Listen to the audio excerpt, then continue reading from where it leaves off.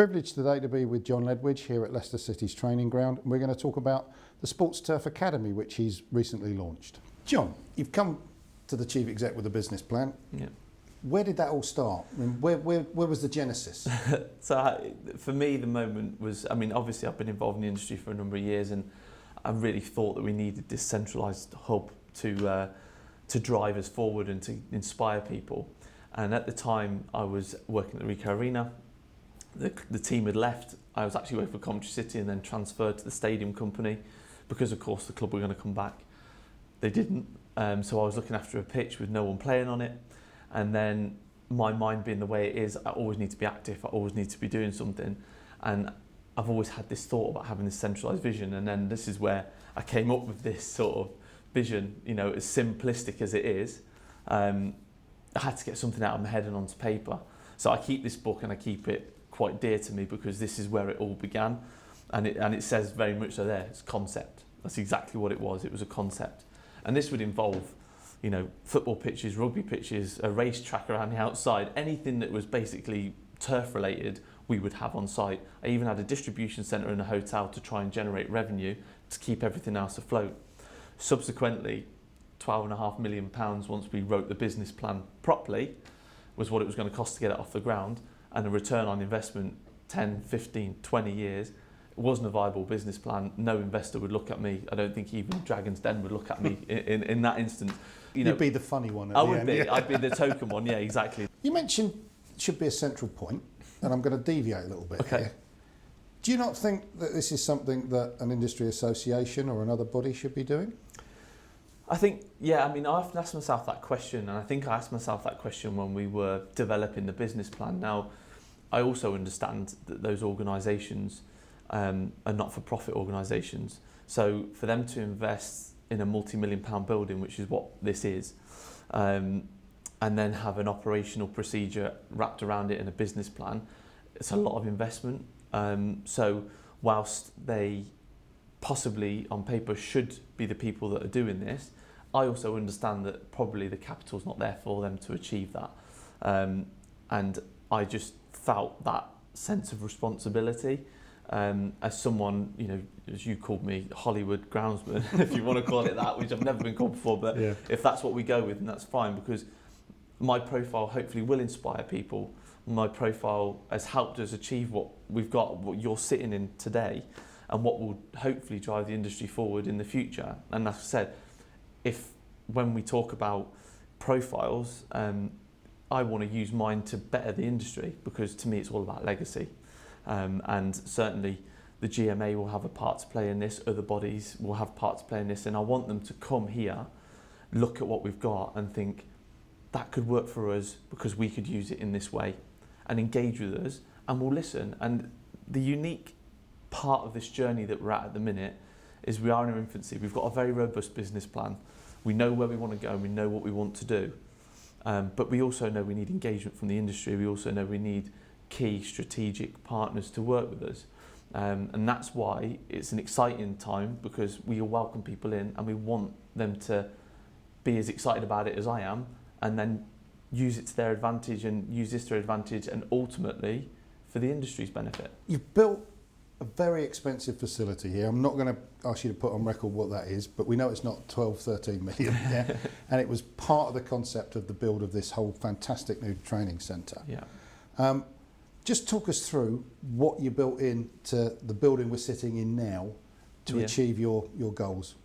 So for me, this was about creating a space that, again, like we said, would inspire people to come. I want my staff, that are here, or there's sort of 42 here alone, to be inspired when they come to work. Because we have new staff, we have apprentices that come in that have never done this before, and I want them to come here and go, wow, this is our place of work. We're not in the cowshed, buried in the back corner with a partition wall up. And that was always my ambition when we built this, and I said to the chief exec and the owner, I don't want this to be a token gesture, a mezzanine floor in a tin shed, and they listened to that. But for me, what we wanted to build here was a space to educate people, which we've got. We've got a seminar space which can hold 40 people, 50 at a push. massive touchscreen TVs, we've got cameras in the room that can film all the seminars so that the students can go back and learn from them. We've got a space that's functional for our staff. We've got great facilities in terms of, you know, eating and drinking and all the rest of it. We've got a laboratory on site, which, you know, I don't believe anyone else has got. Now, I don't know of one. yeah, that's twofold. So yeah. I don't know if anyone else has got a golf course either. Yeah, well, exactly. Yeah, exactly. But we've built that because one of the pillars is trials and research, which I'm sure we'll talk about later on. But this is a fully spec lab. We're not messing around here. We've recruited a doctor, who's Dr. Jonathan Knowles, who I spoke about before, and you know, he's got a trials and research background. And for us, you know, that was a really important part of that business plan. If we didn't have a laboratory, we can have trial plots, which we've built, pitch specification, but the laboratory allows us to, as a club, inform our decision-making process, where we can analyse what we're doing and make decisions based on best practice.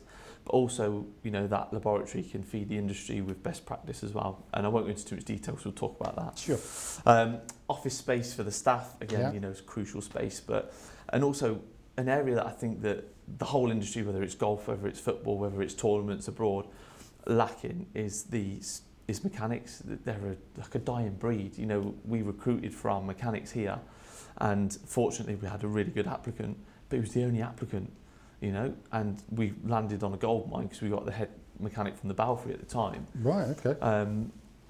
But there was no one else in that role, and that sparked in me that actually that's a really critical part of this. So we built a fantastic workshop, and we joke about it with our mechanic because he's got very expensive taste, but it is the latest and greatest of anything you could imagine that you'd want to do in a workshop space is available down there.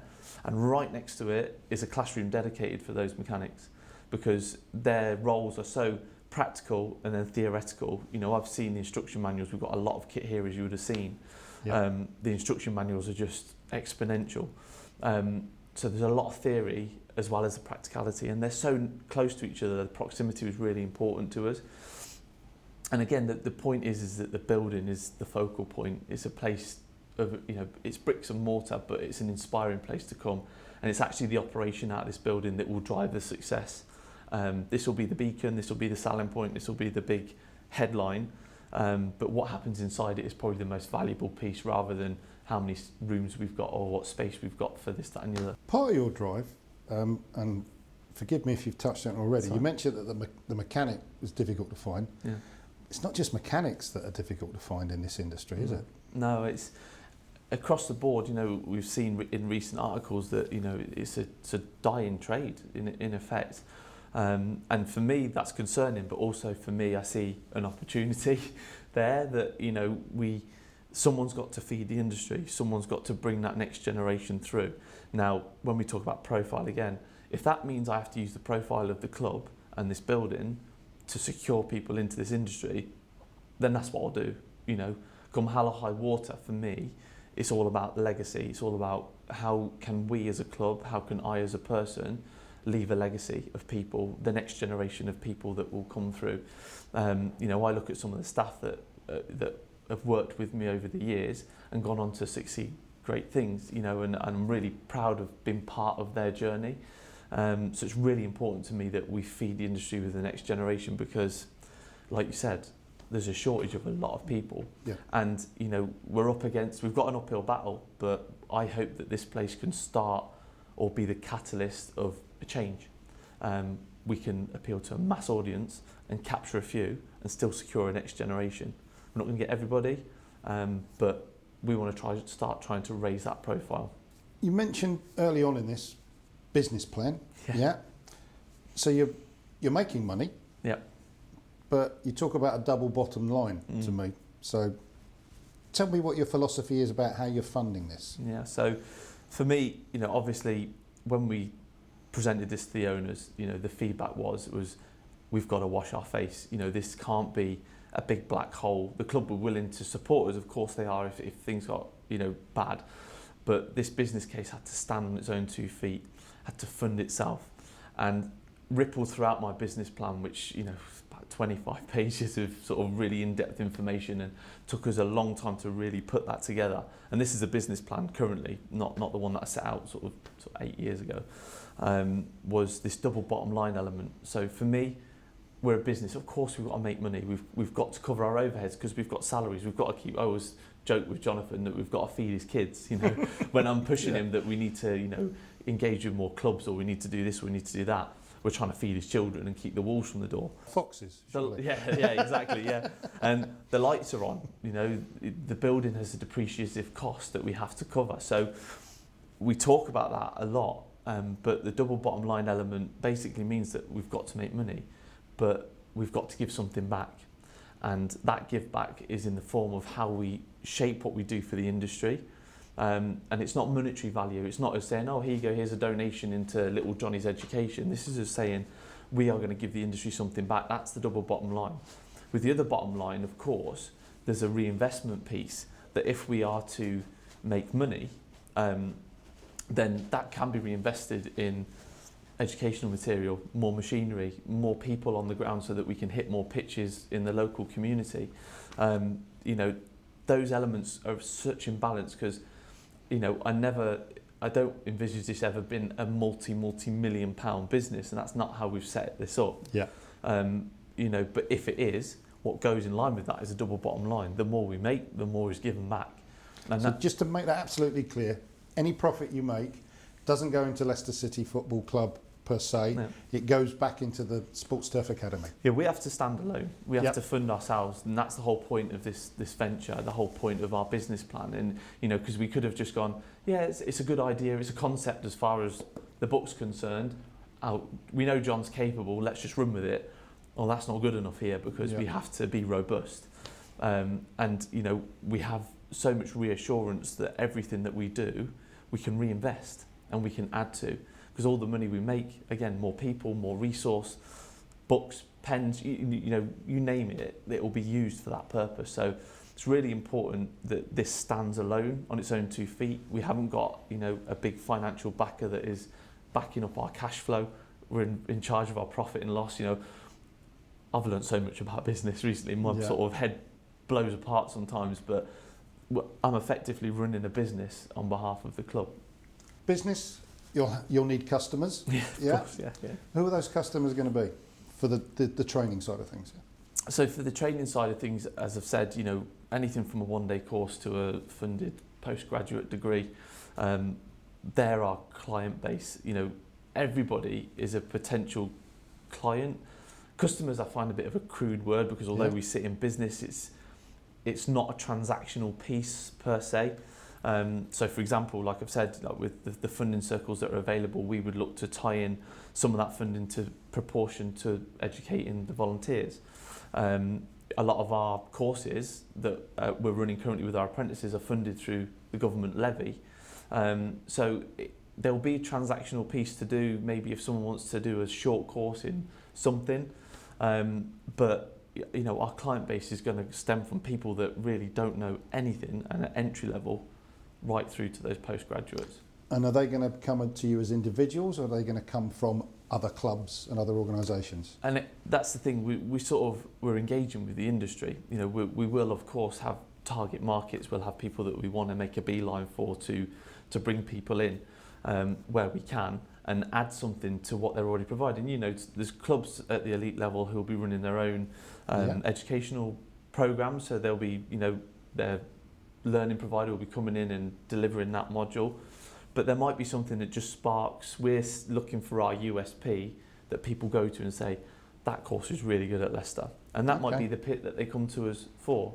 But again, as I'll say, and I'll keep saying, we're evolving. So we don't have an extensive menu of courses that you can pick down from. We're still working on that model because actually this will be our first fully functional year.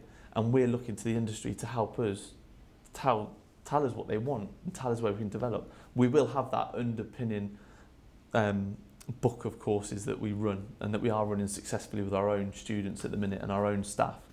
But when we start bringing those externals in, that'll be more bespoke, you know. And that doesn't just have to come from football? No, of course not. I mean, like I said, the uniqueness of this site is we've got football, we've got golf to quite a high level, we've got 30 acres of landscaping knocking around the site, and also we've got the mechanics. But we've been working with a client and we're looking at upskilling their staff, and what we can develop is a package for them that improves their turf knowledge and upskills them.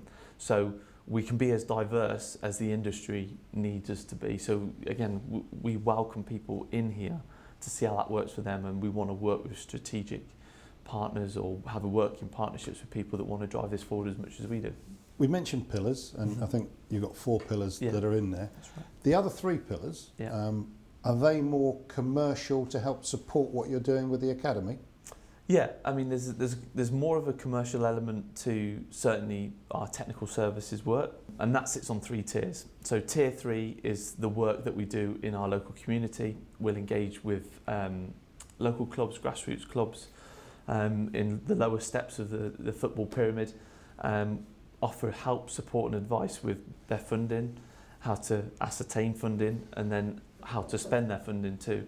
And it's almost like we are a contractor, but we're a contractor that really care about how that money is spent, make sure it's spent wisely.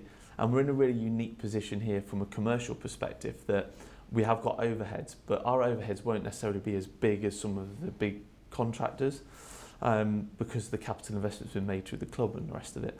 So actually what we can do is a club comes to us and they say we've secured X thousands of pounds worth of funding, and where ABC contractors might be able to say we can only do 3 operations for that sort of money, we might be able to offer them 5 and wrap in some training. Yeah. So, you know, that tier 3 level, and it's commercial because it's revenue, but it's revenue from funding. Now, we have had private customers as well. So one example, we were doing some funded work on a juniors pitch, and then the senior guys looked over the fence, seeing what we were doing, and then all of a sudden we've just secured £4,000 worth of work for a senior team, which is private money. You know, that's out of their own funding. They've had issues with their pitch. We were like a knight in shining armour doing work across the way. So we have those clients at tier 3, but they're always in and around grassroots, semi-pro level. You mentioned tiers. Yeah. Do you just want to explain what those are? Are they internal terms you're using? Yeah, so that tiered work sits under the technical services banner. So if you imagine that's the pillar, and within that pillar there's tier 3, tier 2 and tier 1 offering of technical services. Tier 3 is grassroots. Tier 2 still relates to grassroots, but is more around the capital projects. So irrigation, drainage, maybe they want a pitch stripping and turning over. The sort of more capital investments that, you know, these clubs would undertake, which wouldn't be to the extreme of a full reconstruction or something that the pro clubs would do, for example. Then the tier 1 offering is sort of like our unique service. It's like a practical advisory service. So that's where elite sporting venues will come to us. We'll go and do a full appraisal, working with the grounds team of their current situation. We'll work with the board and the grounds team to look at their vision for the next 5 years, and do a lot of the work that I've done here at Leicester. And bearing in mind that I've seen League One and I've seen Premier League, I've been through Mackling together, and I've been through building this massive training ground. So what those clubs will get is access to someone like myself or Jonathan. We'll go in, we'll audit, we'll do it gently, we'll do it with sort of humility and respect for the grounds team, because not every groundsman can communicate at that level. Not all of them can, and I've been fortunate. I've had exposure to that, and now I'm quite conditioned to it. But some struggle, and then the clubs struggle to communicate with the ground staff.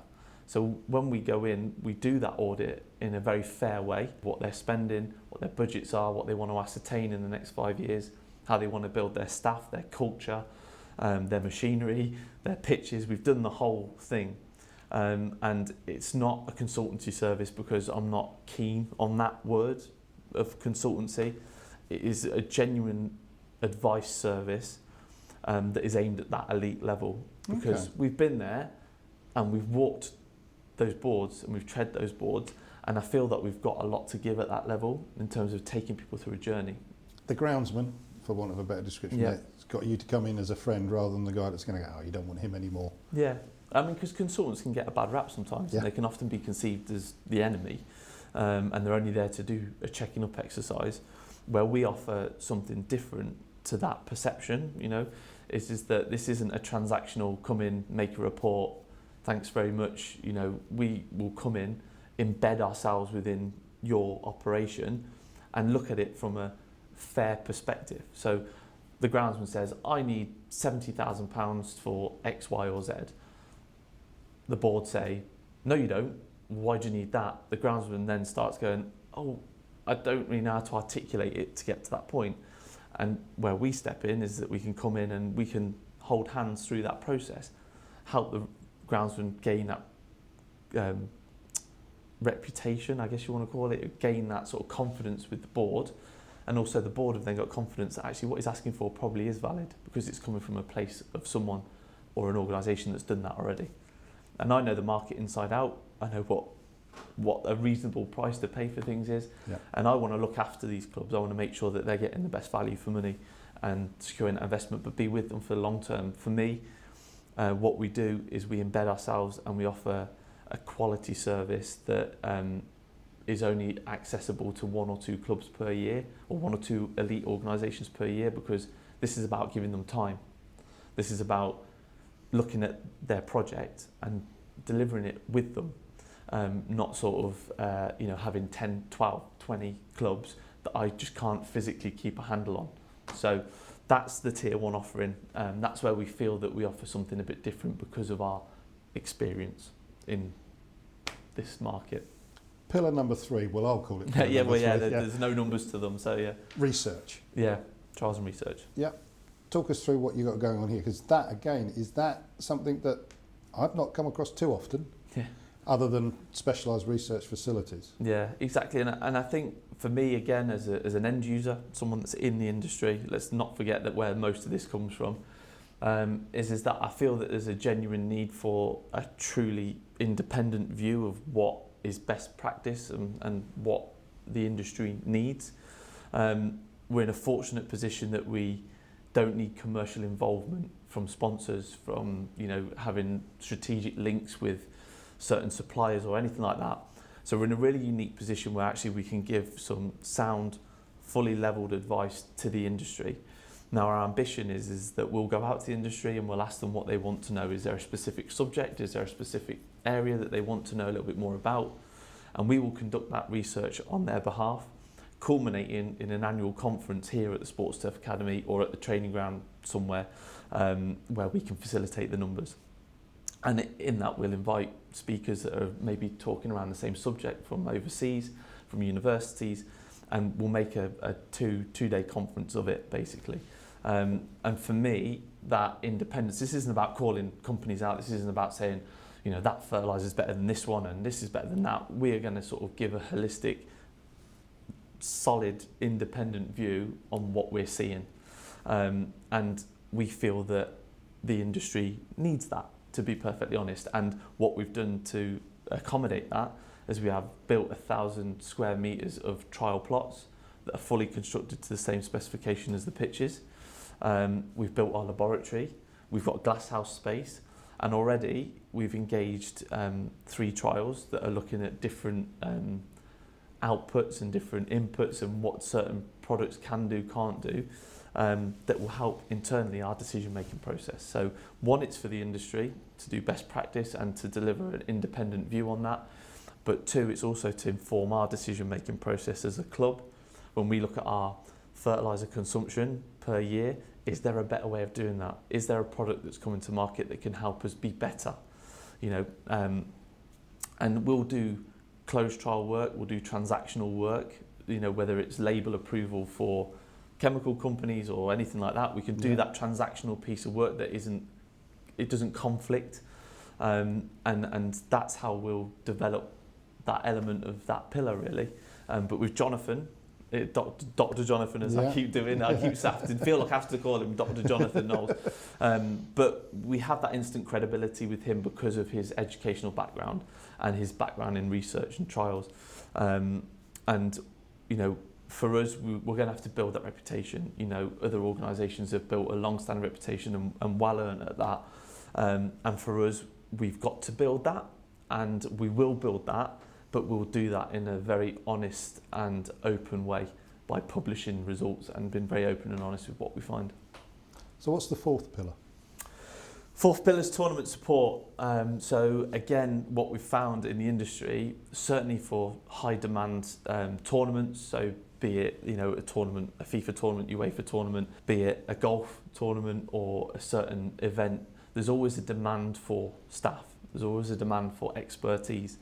And we've done some pilot schemes with the GMA where we've offered some of our staff have been to Kosovo, they've been to lots of different areas to help them deliver certain matches on behalf of FIFA, UEFA.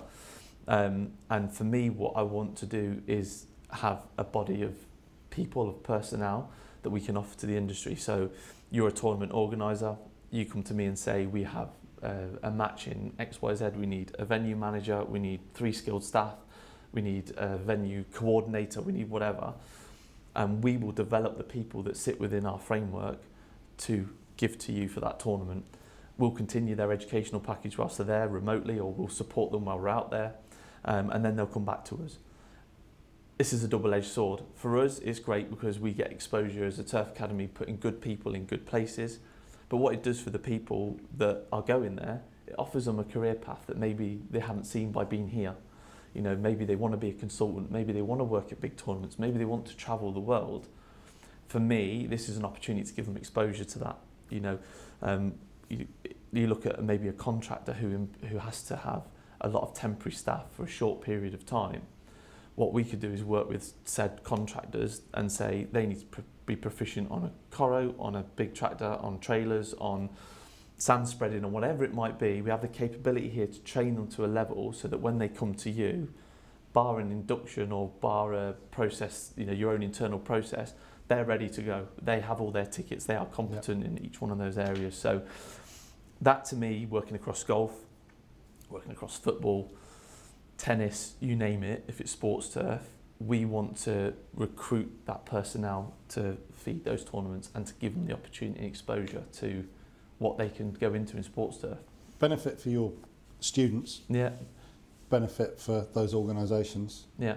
So win-win, and I assume any funding that comes from that then goes back into the pot to help with what you're trying to achieve. Exactly, and that's the thing. So again, you know, obviously there would be a fee to charge to these organisers for that service, but that will cover the overheads, that will cover the salary, you know, whatever it might be, the travel, accommodation, whatever it is, we can wrap that up as a package and give it to the organisers and then take them back. What that does is it removes the element of long-term employment for a short period of time. You know, when we see, you know, when contractors need, it peaks for staff requirements. When tournaments are around, it peaks for staff.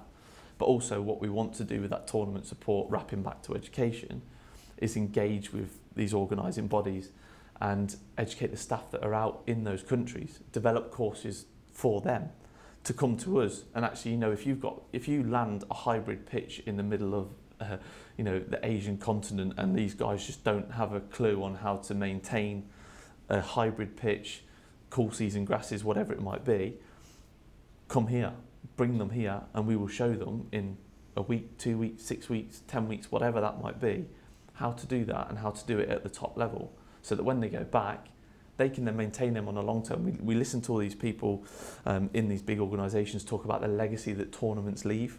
Yeah. You know, we need to work with them to develop the training educational package to support them long term. So even when the tournament's long gone, they can always relate back to what they learned at the Sports Turf Academy.